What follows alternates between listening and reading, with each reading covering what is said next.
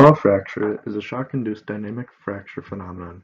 Spall fracture occurs when two strong plane decompression waves under uniaxial strain conditions interact to produce a region of tension in the interior of a material body. This causes microcracks or microvoids to start nucleating and grow until final fracture inside the material.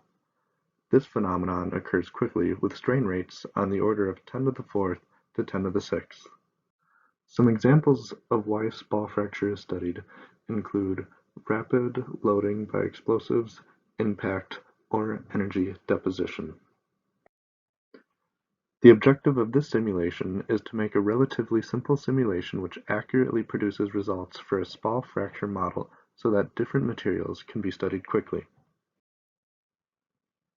The free surface velocity profile is what is used to help determine Spall strength.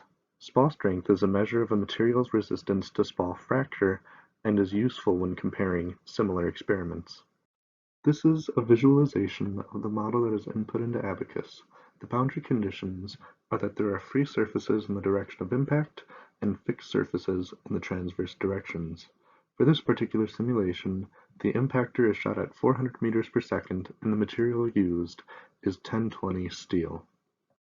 The shock wave travels through the material and reflects off of the free surfaces. The two waves meet in the middle of the target and interact, causing a region of tension, leading to fracture. Comparing experimental results obtained from Lee et al. With the results from the simulation, the Spall strength looks to be similar to the experimental value, but the timing is off. It is clear that the simulation is not capturing all the details of the free surface velocity profile.